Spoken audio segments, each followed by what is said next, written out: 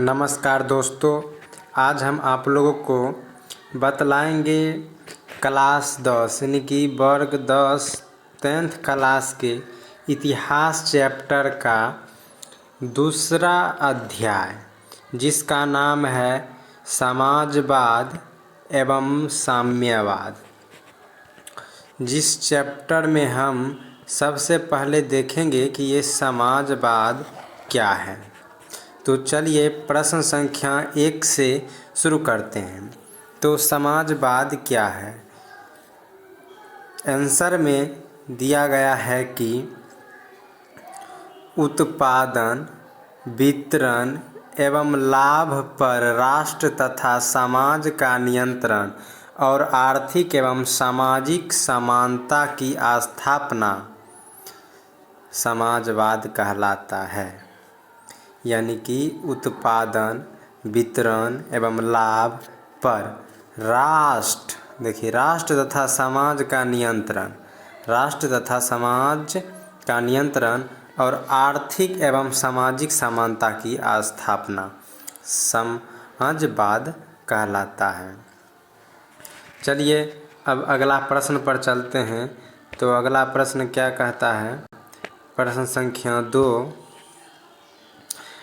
संख्या 2 कहता है कि समाजवाद शब्द का सर्वप्रथम उपयोग कब और कहाँ हुआ? बहुत ही अच्छा प्रश्न है। तो इसमें दिया गया है कि समाजवाद शब्द सर्वप्रथम 1832 में ले ग्लोब नामक एक फ्रांसीसी पत्रिका में छपा। यानी कि समाजवाद का जो शब्द था वह सर्वप्रथम 1832 ईस्वी एवं ले ग्लोब नामक फ्रांसीसी पत्रिका में छपा था।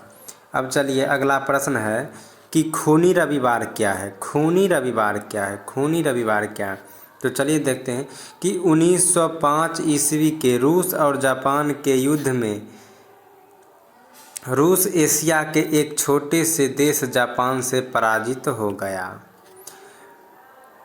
यानी कि 1905 ईस्वी में रूस और जापान के बीच युद्ध हुआ, और जब रूस और जापान के बीच युद्ध हुआ तो उसमें एशिया महादेश के एक छोटा सा देश है जिसका नाम है जापान, और ये जापान से रूस हार गया। फिर क्या हुआ कि पराजय के अपमान के कारण जनता ने क्रांति कर दी। 9 जनवरी 1905 ईस्वी लोगों को समूह प्रदर्शन करते हुए सेंट पीटर्सबर्ग स्थित महल की ओर जा रहा था। जार की सेना ने इन निहत्थे लोगों पर गोलियां बरसाई, जिसमें हजारों लोग मारे गए। यह घटना रविवार के दिन हुई थी, अतः इसे खूनी रविवार के नाम से जाना जाता है। बहुत ही अच्छा प्रश्न है। यह प्रश्न आप लोग लिख लीजिएगा कॉपी में, या तो स्क्रीनशॉट ले लीजिएगा, कहा कि बोर्ड में बार बार पूछ चुका है यह प्रश्न। तो प्रश्न में कहता है कि खूनी रविवार क्या है? खूनी रविवार जो है वह 1905 ईस्वी में युद्ध हुआ था। आपको ऑब्जेक्टिव पूछेगा कि रूस और जापान में युद्ध कब हुआ था? तो 1905 ईस्वी में। उसके बाद अगर दूसरा ऑब्जेक्टिव बन सकता है कि रूस और जापान के जब युद्ध हुआ था तो इसमें से कौन सा देश पराजय हुआ था? तो रूस पराजय हुआ था। और इस तरह का बहुत सारे प्रश्न इसमें से पूछा जाएगा, जो कि हम बतला देते हैं। तो इसमें खूनी रविवार क्या है? खूनी रविवार 1905 ईस्वी के रूस और जापान के एशिया के एक छोटे से देश जापान से पराजित हो गया। यानी कि 1905 ईस्वी में रूस और जापान दोनों के बीच जब युद्ध हुआ, तो उस युद्ध में एशिया का एक छोटा सा देश है जिसका नाम जापान है, और वह जापान से पराजित हो गया। इस पराजित के अपमान के कारण रूस के व्यक्ति ने जनता ने क्रांति कर दी, और क्रांति करने के बाद 9 जनवरी 1905 ईस्वी में लोगों को समूह प्रदर्शन करते हुए सेंट पीटर्सबर्ग स्थित महल की ओर जा रहे थे, और जार की सेना ने इन निहत्थे लोगों पर गोली बरसाई जिसमें हजारों लोग मारे गए और यह घटना रविवार के दिन हुआ था, इसलिए इस घटना को खूनी रविवार कहा जाता है। चलिए अब प्रश्न संख्या 4 देखते हैं। तो प्रश्न संख्या चौथा क्या कहता है? प्रश्न संख्या चौथा कहता है कि अक्टूबर क्रांति क्या है? प्रश्न संख्या चौथा कहता है कि अक्टूबर क्रांति क्या है? तो 7 नवंबर 1917 ईस्वी में बोल्शेविक ने पेट्रोग्राद के रेलवे स्टेशन, बैंक, डाकघर, टेलीफोन केंद्र, कचहरी तथा अन्य सरकारी भवनों पर अधिकार कर लिया। करेंसी भाग गया और शासन का बागडोर बोल्शेविक के हाथों में आ गया, जिसका अध्यक्ष लेनिन को बताया गया। इसी क्रांति को बोल्शेविक क्रांति या नवंबर की क्रांति कहते हैं। इसे अक्टूबर की क्रांति भी कहा जाता है क्योंकि पुराने कैलेंडर के अनुसार 25 अक्टूबर 1917 की यह घटना थी। देखिए इस घटना में क्या हुआ था अक्टूबर क्रांति में क्या हुआ था कि 7 नवंबर 1917 ईस्वी को, कब? तो 7 नवंबर 1917 ईस्वी को बोल्शेविक ने पेट्रोग्राद नामक जगह था, वहाँ का रेलवे स्टेशन, बैंक, डाकघर, टेलीफोन केंद्र, कचहरी तथा अन्य सरकारी भवनों पर अधिकार कर लिया, यानी कि वह अपना कब्जे में कर लिया। और करेंसी भाग गया और शासन का बागडोर बोल्शेविक के हाथों में चला गया। शासन का बागडोर बोल्शेविक के हाथों में चल गया, यानी कि बोल्शेविक जो बात बोलते थे वही होता था रेलवे, बैंक, डाकघर, टेलीफोन केंद्र पर, कचहरी पर, इस सब पर। और जिसका अध्यक्ष को किसको बनाया गया? तो लेनिन को बनाया गया।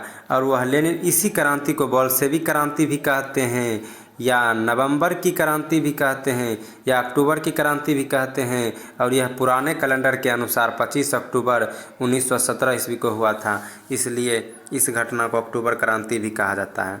चलिए अब अगला प्रश्न पर चलते हैं। तो प्रश्न संख्या अगला कहता है कि सर्वहार वर्ग क्या है? सर्वहार वर्ग क्या है? क्या कहता है कि सर्वहार वर्ग किसे कहते हैं, या सर्वहार वर्ग से क्या समझते हैं, या बहुत तरह का प्रश्न इस तरह को इसमें बनाया जा सकता है। तो समाज का वह वर्ग जिसमें गरीब, किसान, कृषक, मजदूर, सामान्य मजदूर, श्रमिक एवं आम लोग शामिल हो उसे सर्वहार वर्ग कहते हैं। यानी कि समाज, यानी कि जो हम लोग रहते हैं गांव में, वो एक तरह का समाज होता है और समाज में हम लोग रहते हैं। तो समाज का वह वर्ग जिसमें गरीब किसान, कृषक मजदूर यानी कि खेती करने वाला मजदूर, सामान्य मजदूर जो हर एक जगह काम करता है उसे सामान्य मजदूर कहते हैं, और श्रमिक जो श्रम करता है यानी कि मेहनत मजदूरी करता है, और आम लोग जितना भी हो सब सर्वहार वर्ग में कहलाता है। चलिए अब चलते हैं अगला प्रश्न पर, प्रश्न संख्या 6 पर। तो प्रश्न संख्या 6 कहता है कि रूस की क्रांति ने पूरे विश्व को प्रभावित किया, किन्हीं 2 उदाहरणों द्वारा स्पष्ट करें। यानी कि रूस का जो क्रांति था, रूस में जो क्रांति हुआ वह पूरा विश्व पर प्रभावित किया, तो कैसे उन चीज़ के बारे में लिखना है यहाँ पर। तो चलिए सबसे पहले हम लिखते हैं कि 1917 की रूसी क्रांति के प्रभाव 1917 की रूसी क्रांति के प्रभाव काफ़ी व्यापक और दूरगामी थे। इसका प्रभाव न केवल रूस पर बल्कि विश्व के अन्य देशों पर भी पड़ा जो निम्नलिखित थे। तो नंबर 1 में कह रहा है कि रूसी क्रांति के बाद विश्व विचारधारा के स्तर पर 2 खेमों में बट गए, साम्यवादी एवं पूंजीवादी विश्व। धर्म सुधारक आंदोलन के पश्चात साम्यवादी क्रांति के पहले यूरोप में वैचारिक स्तर पर इस तरह का विभाजन नहीं देखा गया था। यानी कि नंबर 1 में जो बता रहा है पहला उदाहरण कि रूस के क्रांति के बाद पूरा विश्व पर के विचारधारा के स्तर को 2 खेमों में बदल दिया। कितने खेमों में? 2 खेमों में बदल दिया। और तो कौन कौन, तो साम्यवाद एवं पूंजीवाद विश्व, साम्यवाद एवं पूंजीवाद विश्व। और धर्म सुधारक आंदोलन यानी कि धर्म सुधारक आंदोलन के पश्चात यानी कि बाद साम्यवादी क्रांति का पहले यूरोप में वैचारिक स्तर पर इसका विभाजन नहीं देखा गया था। चलिए अब चलते हैं दूसरा नंबर उदाहरण पर। तो दूसरा नंबर उदाहरण है कि रूस क्रांति की सफलता ने एशिया और अफ्रीका में उपनिवेश मुक्त को प्रोत्साहन दिया एवं इन देशों में होने वाले राष्ट्रीय आंदोलन को अपना वैचारिक समर्थन प्रदान किया। यानी कि दूसरा में कहता है कि रूसी क्रांति की सफलता ने एशिया और अफ्रीका में उपनिवेश मुक्त को प्रोत्साहित दिया और एवं इन देशों में होने वाले राष्ट्रीय आंदोलन को अपना वैचारिक समर्थन प्रदान किया। चलिए अब अगला प्रश्न है प्रश्न संख्या 7 कि प्रश्न संख्या 7 कहता है कि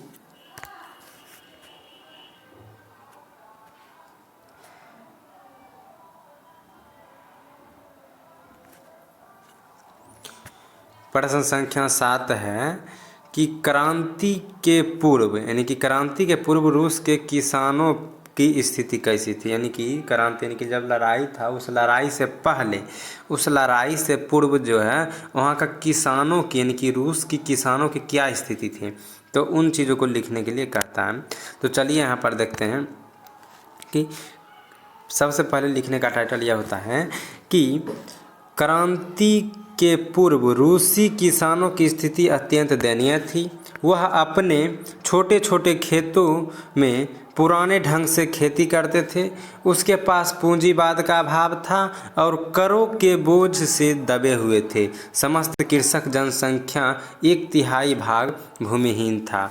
यानी कि रूस का में जो क्रांति से पहले का जो स्थिति था वह बहुत ही यानी कि अत्यंत दयनीय था और वह अपने छोटे छोटे खेत में पुराने ढंग से खेती करते थे। यानी कि पुराना तरह से जिस तरह से पूर्वज लोग किए आ रहे थे उसी तरह को करते थे और उनके पास पूंजी का अभाव था, रुपया का अभाव था, रुपया कम था और करों के बोझ से दबे रहते थे। यानी कि हर वक्त ऋण से कर्जा से दबे हुए रहते थे और समस्त कृषक जनसंख्या का एक तिहाई भूमिहीन था। यानी कि 1/3 जो है वह भूमिहीन था, जिसके पास में भूमि था ही नहीं, खेती कर ही नहीं रहे थे। अब चलिए अगला प्रश्न पर चलते हैं। अगला प्रश्न कहता है कि साम्यवाद एक नई आर्थिक एवं सामाजिक व्यवस्था थी कैसे।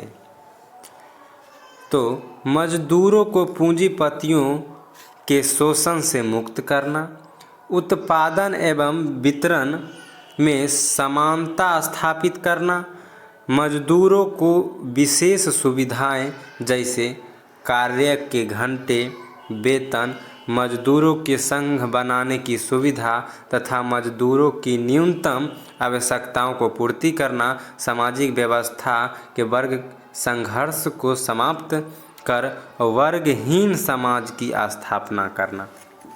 यानी कि कह रहा है कि साम्यवाद एक नई आर्थिक एवं सामाजिक व्यवस्था थी कैसे। ये जो साम्यवाद है वो साम्यवाद एक नई आर्थिक और सामाजिक व्यवस्था थी वो कैसे। तो इसलिए था कि वहाँ जो मजदूर के पूंजीपति का शोषण से मुक्त करा दिया। यानी कि वहाँ जो रूस में क्या होता था कि मजदूर को पूंजीपति नहीं था और उस पर रुपया को सब लोग शोषण करते थे। उसके बाद क्या किया कि उत्पादन एवं वितरण में समानता स्थापित कर दिया और मजदूरों को विशेष सुविधाएं दी। मजदूर को जितने भी सुविधा होता था वो सभी सुविधा दिया। क्या क्या सुविधा था, कार्य के घंटे यानी कि जितना घंटे कार्य करता था उतना उसका वेतन मिलता था और मजदूर संघ बनाने की सुविधा दी और मजदूरों को न्यूनतम आवश्यकता को पूर्ति करना और सामाजिक व्यवस्था को वर्ग संघ समाप्त वर्गहीन समाज की स्थापना करना। यह सब एक साम्यवाद है, एक नई आर्थिक नीति और सामाजिक व्यवस्था थी। चलिए अब अगला प्रश्न पर चलते हैं। तो अगला प्रश्न है कि रूसीकरण की नीति क्रांति हेतु कहाँ तक उत्तरदायी थी। तो आंसर कर रहा है कि रूसीकरण की नीति, फिर पैराग्राफ छोड़कर लिखना है कि रूस की प्रजा विभिन्न जातियों में सम्मिश्रण से बनी थी, यानी कि रूस का जो प्रजा था वह सभी जाति से मिलकर बना हुआ था। वहाँ कई धर्म प्रचलित थे, यानी कि वहाँ जो है बहुत सारे धर्म थे, वहाँ कई धर्म प्रचलित थी, कई भाषाएं थी। रूस में स्लाव, फिन, पोल, जर्मनी, यहूदी आदि अन्य जातियों के लोग थे, परंतु इनमें स्लाव जाति के लोग प्रमुख थे। इन अल्पसंख्यक जातियों के विरुद्ध जार निकोलस द्वितीय, यानी कि जार निकोलस द्वितीय के समय रूसीकरण की नीति अपनाई गई और एक जार एक धर्म का नारा अपनाया गया। एक जार और एक धर्म का नारा अपनाया गया। गैर रूसी जनता के दमन किया गया।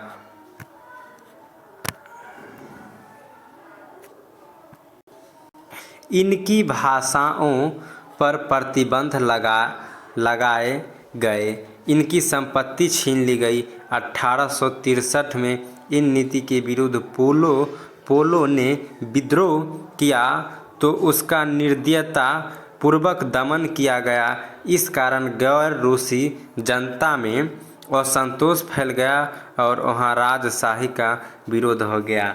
यानी कि प्रश्न हमसे इस प्रकार कर रहा है कि प्रश्न इस तरह कर रहा है, अगर आप लोग स्क्रीनशॉट ले सकते हैं या लिख सकते हैं, बहुत बार बोर्ड में पूछ चुका है यह प्रश्न, बहुत ही अच्छा प्रश्न है। प्रश्न में कह रहा है कि रूस की जी नीति की क्रांति है तो कहाँ तक उत्तरदायी रहा। रूसीकरण को जो क्रांति की नीति थी वह बहुत हद तक उत्तरदायी रहा, क्योंकि वहाँ अधिक धर्म था, वहाँ जो है सभी जाति के लोग रहते थे, बहुत सारा धर्म था, बहुत सारा भाषा था और सब जो है इतना अन्य भाषाएं थे।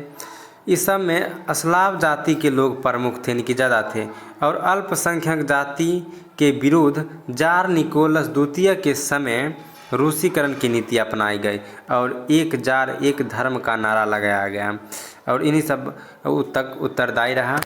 चलिए अब हम अगला प्रश्न पर चलते हैं। तो प्रश्न संख्या 10 है कि रूसी क्रांति के किन्हीं दो कारणों का वर्णन करें। बहुत ही अच्छा प्रश्न है कि रूसी क्रांति के किन्हीं दो कारणों का वर्णन करें। तो चलिए रूसी क्रांति के निम्नलिखित दो कारणों हैं, पहले ये लिख देते हैं, उसके बाद नंबर 1 वाला में हम देखते हैं। तो नंबर 1 में कहता है मजदूरों का दयनीय स्थिति। मजदूरों का जो स्थिति था बहुत ही दयनीय था। तो कैसे, तो वे देखे हुए हम दिखलाते हैं। तो रूस में मजदूरों की स्थिति अत्यंत दयनीय थी। उन्होंने अधिक काम करना पड़ता था परंतु उसकी मजदूरी काफ़ी कम थी। यानी कि रूस में जो है मजदूर को बहुत ही दयनीय स्थिति थी, बहुत सारा काम करना पड़ता था तो उससे बहुत कम रुपया मिलता था। उनके साथ दुर्व्यवहार तथा अधिकतम शोषण किया जाता था, यानी कि उनके साथ जो है दुर्व्यवहार किया जाता था, अच्छी व्यवहार नहीं किया जाता था और बहुत शोषण उस पर करता था, तंज कसता था। मजदूरों को कोई राजनीतिक अधिकार नहीं थे, यानी कि मजदूर को कोई भी है राजनीतिक अधिकार नहीं था, राजनीतिक अधिकार मजदूरों को नहीं दिया गया था। अपने मांगों के समर्थन में वे हड़ताल भी नहीं कर सकते थे और न मजदूर संघ ही बना सकते थे। यानी कि वहाँ का मजदूर का ये हालत था कि वह हड़ताल भी नहीं कर सकता था, और ना ही मजदूर संघ बना सकता था। मार्क्स ने मजदूरों की स्थिति की चित्रण करते हुए लिखा है कि मजदूरों के पास अपनी बेड़ियां, यहाँ पर होगा, यानी कि यहाँ अपनी बेड़ियों को खोने के अलावा कुछ भी नहीं है। यानी कि उनके पास सिर्फ मेहनत करने के अलावा और कुछ भी नहीं है। अगला कहता है कि यह मजदूर पूंजीवादी व्यवस्था एवं जारशाही के निरंकुशता को समाप्त कर सर्वहार, अभी तुरंत हम बतलाए हैं सर्वहार क्या, उस सर्वहार का शासन स्थापित करना चाहता था। तो चलिए अब दूसरा क्या कहलाता है, तो दूसरा कहता है औद्योगिकीकरण की समस्या। रूस के अलेक्जेंड्रा तृतीय के समय में औद्योगिकीकरण की गति में तीव्रता आई, लेकिन रूसी औद्योगिकीकरण पश्चिमी पूंजीवादी औद्योगिकीकरण में भिन्न था। यहाँ कुछ ही क्षेत्रों में महत्वपूर्ण उद्योग का विकास के लिए विदेशी पूंजी पर निर्भरता बढ़ती गई और विदेशी पूंजी के आर्थिकता शोषण को बढ़ावा दे रहे थे और इस कारण लोग असमर्थ व्याप्त था। यानी कि दो कारण थे। पहला कारण था मजदूर की दयनीय स्थिति, वहाँ रूस के जो मजदूर है उस पर बहुत ही दयनीय स्थिति था। इस प्रकार का प्रश्न है, स्क्रीनशॉट ले सकते हैं। और बहुत ही दयनीय स्थिति था वहाँ के मजदूरों को, जो कि काम अधिक करना पड़ता था और मजदूरी कम मिलता था। वह हड़ताल भी नहीं कर सकता था, चक्का जाम भी नहीं कर सकता था और मजदूर संघ भी बनाना मुश्किल था। और औद्योगिकीकरण का भी समस्या था वहाँ पर। औद्योगिकीकरण लगाने के लिए बहुत ही पूंजीपति लगता था और वह पूंजीपति विदेश के आदमी से ही लेना पड़ता था, अपना तो था ही नहीं। तो चलिए अब हम चलते हैं प्रश्न संख्या 11 पर। तो प्रश्न संख्या 11 क्या कहता है? प्रश्न संख्या 11 बताता है कि प्रथम विश्व युद्ध में रूस की पराजय में क्रांति हेतु मार्ग प्रशस्त किया कैसे? प्रथम विश्व युद्ध 1914 से लेकर 1918 तक चला। ऑब्जेक्टिव प्रश्न में पूछ सकता है कि प्रथम विश्व युद्ध कब से कब तक चला, तो 1914 से लेकर 1918 तक चला। रूस इस युद्ध में मित्र राष्ट्रों की ओर से लड़ा। रूस इस युद्ध में किसके सहयोग से लड़ा? तो मित्र राष्ट्र की ओर से लड़ा, उसके पक्ष से लड़ा। युद्ध में शामिल होने का एकमात्र उद्देश्य था कि रूसी जनता आंतरिक असंतोष को भूलकर बाहरी मामलों में उलझी रहे। लेकिन युद्ध में रूसी सेना चारों तरफ हार रही थी, यानी कि सोचा कुछ और हो रहा था कुछ और। सेनाओं के पास न अच्छे हथियार थे और न ही पर्याप्त भोजन की सुविधा थी, यानी कि रूस की जो सेना था न उसके पास अच्छे हथियार था और न ही उसके पास अच्छा खाना था, भोजन था। युद्ध के मध्य में जार ने सेना का कमान अपने हाथों में ले लिया, यानी कि युद्ध के मध्य, यानी कि युद्ध जब बीच में हुआ तब क्या किया कि जार ने सेना का कमान अपना हाथों में ले लिया। फलस्वरूप दरवाज़ा खाली हो गया। चलिए अब फिर देखते हैं आगे। तो जार की अनुपस्थिति में जरीना और उसका तथाकथित गुरु रासपुटिन, यानी कि पादरी जैसे निकृष्टतम व्यक्ति को षड्यंत्र करने का मौका मिल गया, जिसके कारण राजतंत्र का प्रतिष्ठा धूमिल हो गया, यानी कि धूल में जिसे कहते हैं मिल गया, वो धूमिल हो गया।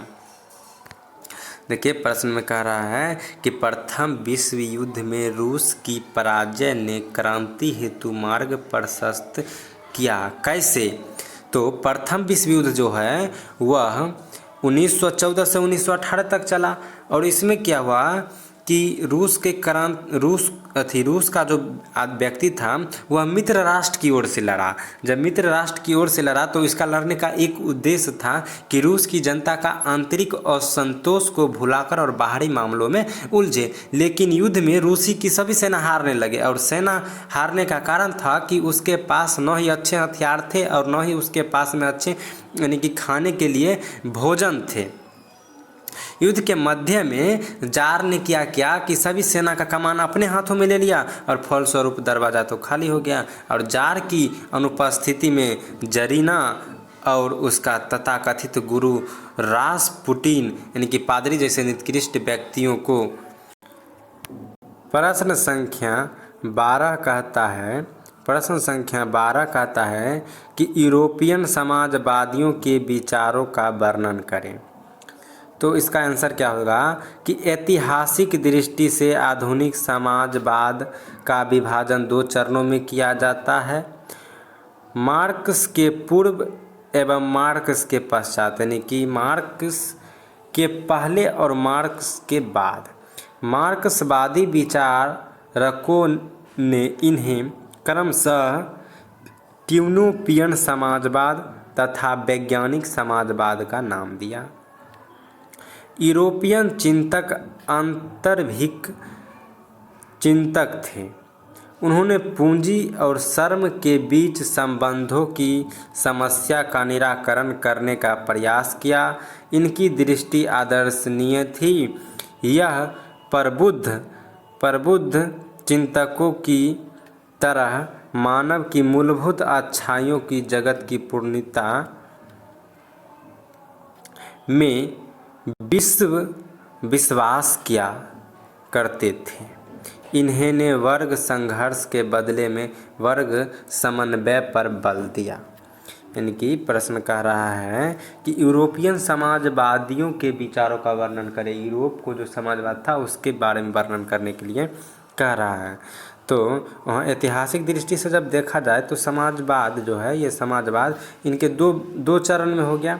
पहला कि मैक्सवेल के पहला कि मार्क्स के पूर्व और मार्क्स के पश्चात, और मार्क्सवादी विचारधारा इन्हें क्रमशः यानी कि इनकी 2 व्यक्ति को किसका कौन समाजवाद, तो यूटोपियन समाजवाद और वैज्ञानिक समाजवाद का नाम दिया। और यूरोपियन चिंतक आरंभिक चिंतक उन्हें पूंजी और श्रम के बीच संबंध स्थापित करने निराकरण करने का प्रयास किया और इसकी दृष्टि आदर्शनीय थी।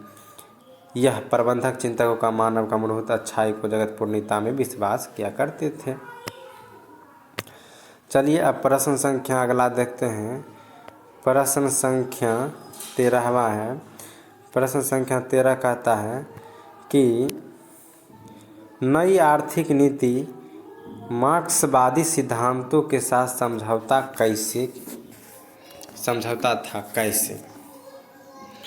तो चलिए आंसर में है कि मार्च 1921 ईस्वी में लेनिन ने नई आर्थिक नीति का प्रतिपादन किया, जिसमें साम्यवादी विचारधारा के साथ ही साथ पूंजीवादी विचारधारा को स्वीकार किया गया।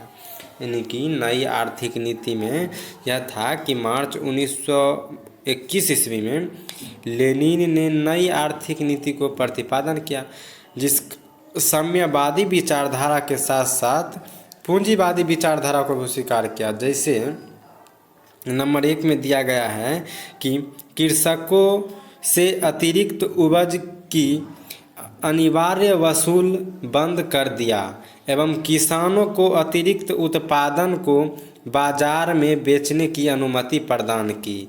और दूसरा कह रहा है कि 1924 ईस्वी में सरकार ने अनाज की स्थान पर रूबल का मतलब होता है सोवियत संघ की मुद्रा रुपा, जिसे हम लोग रुपया कहते हैं, मुद्रा में कर लेना प्रारंभ किया। और तीसरा है कि सोवियत संघ के छोटे छोटे उद्योग विराष्ट्रीकरण का मतलब होता है जो अपना देश का न हो, किया गया। यानी कि अपना देश का जो न है उस छोटे छोटे उद्योग सोवियत संघ क्या किया कि विराष्ट्रीकरण किया, यानी कि जो राष्ट्र का है उसको लाइसेंस बनाने का मतलब बोला। और 1922 ईस्वी में 4000 छोटे छोटे उद्योग को लाइसेंस जारी किया। और चौथा कहता है कि श्रमिकों को कुछ नगद मुद्रा प्रदान किया जाने लगा। चलिए अब अंतिम प्रश्न है और बहुत ही अच्छा प्रश्न है कि कार्ल मार्क्स की जीवनी एवं सिद्धांतों का वर्णन करें। तो कार्ल मार्क्स का जन्म जो है वह 1818 ईस्वी में हुआ। बहुत ही अच्छा ऑब्जेक्टिव प्रश्न में पूछा जाएगा कि कार्ल मार्क्स का जन्म कब हुआ, तो 5 मई 1818 ईस्वी में। जर्मनी में कहाँ हुआ था, तो जर्मनी में। तो जर्मनी में भी कहाँ पर, तो राइन प्रांत मतलब राज्य होता है, राइन राज्य के टियर नगर ट्रियर नगर में यहूदी परिवार में, किस परिवार में? यहूदी परिवार में हुआ था। इसके पिता हेनरिक मार्क्स एक प्रसिद्ध वकील थे। मॉक्सबोन विधि विश्वविद्यालय में विधि की शिक्षा ग्रहण करने के बाद 1800 यानी कि पश्चात का मतलब बाद 1836 में बर्लिन विधि विश्वविद्यालय में चले आए। फिर 1843 में अपने बचपन के मित्र जेनी से विवाह किया। मार्क्स हिंगोल के विचारों से प्रभावित थे। मार्क्स ने राजनीतिक एवं सामाजिक इतिहास पर मॉन्टेस्क्यू तथा रूसो के विचार का गहन अध्ययन किया।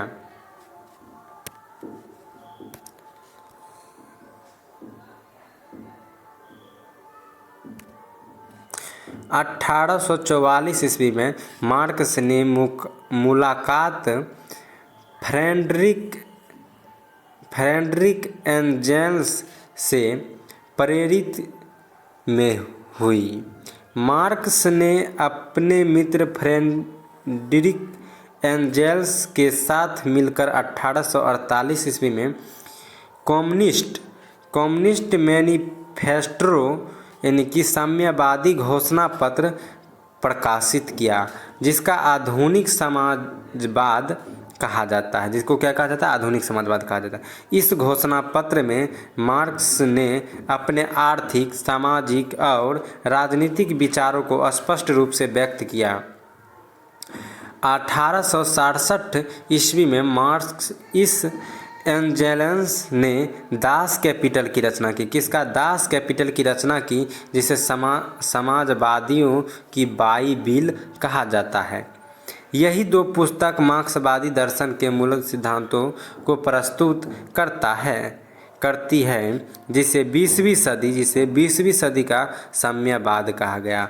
और मार्क्स के सिद्धांत, तो मार्क्स के ये सिद्धांत हैं कि पहला है कि द्वंद्वात्मक भौतिकवाद का सिद्धांत, दूसरा है कि वर्ग संघ का सिद्धांत, और तीसरा है इतिहास के भौतिकवादी व्याख्यात यानी कि इतिहास के आर्थिक व्याख्यात, और चौथा है मूल्य एवं अतिरिक्त मूल्य का सिद्धांत, और पांचवा है वर्गहीन समाज की स्थापना।